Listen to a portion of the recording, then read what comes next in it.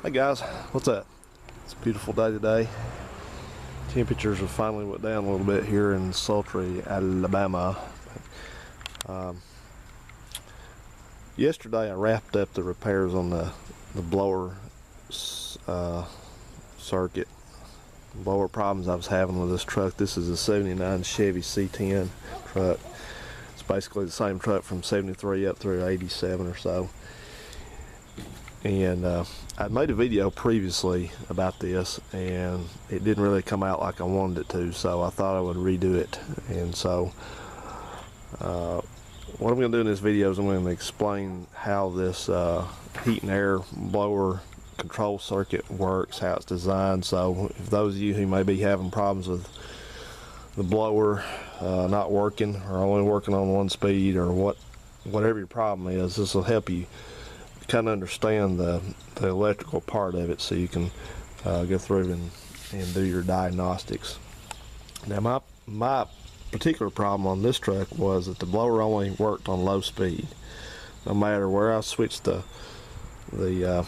fan speed selector in there, it only idled along on low speed, and of course that's not sufficient to blow any kind of air around, so we had to fix that, especially since I discovered the air conditioner's actually functional on this thing. So this is really, when you first look at it, it looks like it's a complicated system, but it's not really. Starting on the inside, the whole system powers up. It's got a fuse at the fuse box that when you turn the key on, it feeds power over to the selector panel on the dashboard, and also it kind of jumps around to that switch there. That switch on your fan selector switch goes up and down. It's got 4 spots on it, and it's got low, medium 1, medium 2, and high. So anyway, that's how that is. And quite simply put, the way that all that switch does in there is it takes a 12-volt signal and that comes from the fuse box when your key's on, and it just sends it to the appropriate location out here. So that's all it does. It's just redistributes the 12-volt power to any of those 4 circuits. So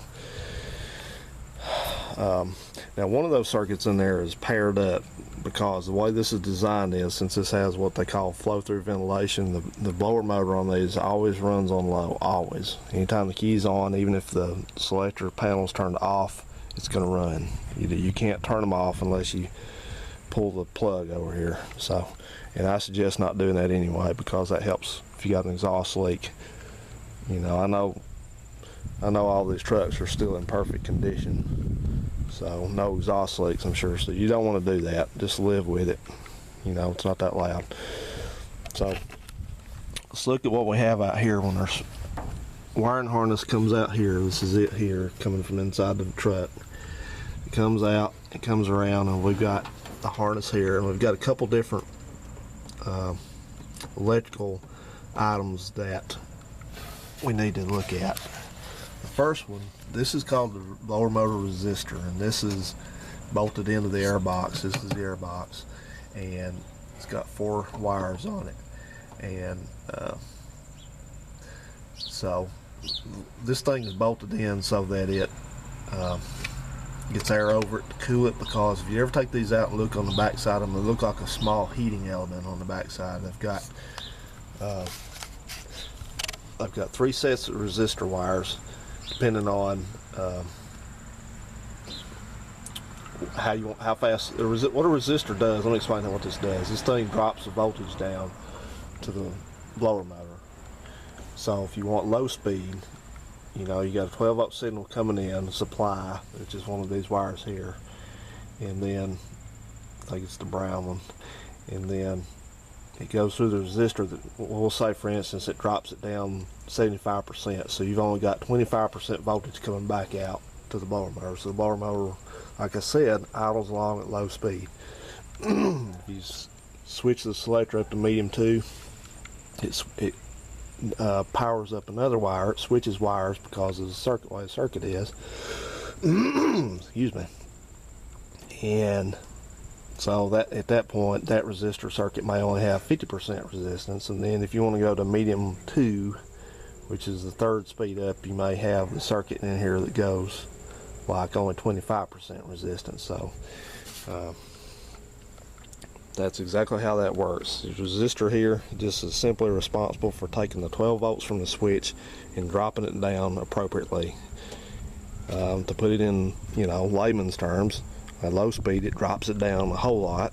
At medium 2 it drops it down pretty good bit, and the medium 1, and then medium 2 it drops it down some. So that's how you get your first 3 speeds on this. It has to be reduced, because obviously if your blower motor gets 12 volts, it's going to run wide open, so you can't have that. That's how your switch controls your fan speed. Uses that resistor, and that's, like I said, that's why it's in an air box, because when those resistor circuits operate, they get hot, and so it has to shed the heat somehow or burn that resistor up. So what happens is that's the first 3 speeds. Now this truck and a lot of GMs of this era, the high-speed fan circuit is designed the same way. It's a little bit different. It's kind of almost like its own dedicated circuit, and the reason being is because that switch in there, that switch in the dash up there it's not robust enough to handle running this fan at wide open all the time, because it's a pretty good power draw. So the way they designed it is they use this relay. This is called the high-speed fan relay, and simply put, that's what it does. A relay, if you know what a relay is simply a device which is able to pass higher amperage, higher current at longer periods of time to a device that's using it, and it takes the place of a switch. See, it's designed to take those loads. So the way this one works, and bear with me, I'll try to explain it as simply as possible, is the relay has to, first off, it has to have a key on 12 volt supply, full 12 volts. It's not going through the switch. Alright, that comes from over there. You see that junction that's on the firewall right there? It's got the 2 studs on it. I guess it may only have 1. I guess it only has 1, but maybe 2. Can't really see. It's not even in frame, is it? Where is it? There it is. No. There we go. We got it. That thing there. The other side of that goes into the ignition circuit. It's got that nice heavy red wire on it, and there's no fuse or anything in there like that. That's just a junction block, and it comes around and goes back into the harness, and it ends up going into that high-speed fan relay. That is the high-speed fan relay's power source. You turn the key on, that wire powers up to 12 volts. Okay, and the second wire we need to look at to get these out of the way first, so we're not thinking about those, is you got this big purple wire. So that goes straight directly to the blower motor. And you see how thick those wires are. They're that way for a reason. So that's your power in and your power out. Now, what we have to think about here is relays. For one thing, relays always have to have a lower current, lower amperage trigger wire, which means there has to be a low amperage signal for that relay to close. So the way that happens is you have a third wire here, which on these are usually always orange. If you look in there, you see that orange wire? That orange wire is the 4th wire that comes off the blower motor switch on the dashboard. So when you have the key on and you flip the switch over to high, it sends 12 volts out through this circuit, through that orange wire right there, straight to the relay. It does not go through that dropping resistor right there. So that's how that works. That gets 12 volts to that orange wire. It clicks this relay over. The relay completes the circuit between that heavy red wire and the heavy purple wire. You get a high-speed fan running. It runs it wide open. It bypasses that thing. So that lets your switch actually control the high, but it does not pass all that heavy current through the switch, because it will burn it up. So that's how you get it. That's how you get high. And the fourth wire, how many wires are on this? There's actually 5 wires on this. I'm sorry. The fourth one though is the black one's a ground wire. You'll see in this harness is simply a ground. That's all it is. And you have one more wire, which I kind of failed to mention a little bit earlier, but you have one wire that starts right here. This is a dark blue wire, and it ends up at this relay also. And what this wire does, this is the output from your resistor. So if you've got low, medium 1, medium 2 coming in, depending on where you have your switch at, then when the resistor does its thing and sends the power level, whatever that may be, out, it comes out of here and goes to the resistor. So I just said that wrong, didn't I? It goes to the relay. Let's start over again. I'm not going to edit this out. Okay, when your fan switch sends whichever of these 3 speed signals into this resistor, the resistor does its thing. It drops the voltage down, whatever circuit it happens to be on, and sends that voltage out this blue wire. It comes over to the relay. So we know already that a relay is responsible exclusively for high speed. So what does it do? How does it get the voltage, the drop down voltage for the other 3 speeds to the fan blower motor? Well, it's real easy. It just has a simple bypass circuit in here. So anytime this is not, anytime that orange wire for high speed is not energized and this relay is not doing that, it simply just bypasses it. It just comes in through the blue wire, runs around, comes back out the purple wire. So that's how that works, and that's really,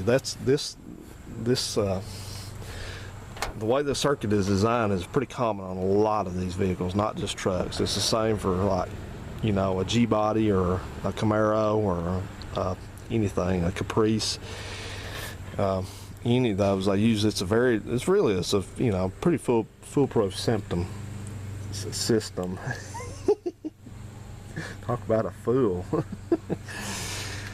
It's a pretty foolproof system once you understand how it works. So if you have any questions on this, feel free to ask me. I'll be glad to help you understand it in more depth. But that's the general overview. So if you're having problems with your fan not working, or it doesn't work on one speed or the other, or all of them, or whatever, you know, this will kind of lead you through how to troubleshoot this thing. And like I said, I've already fixed this one, and I'll tell you in another video what was wrong with it. But it was something simple.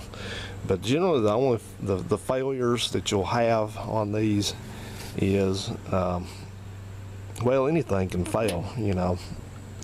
But you got about 4 different things. You could start out, you know, if the blower doesn't work at all, if you have no speeds to it, what I always do is I start at the end of it at the blower and see whether it's getting 12 volts or any voltage. If it's not, you start working your way back.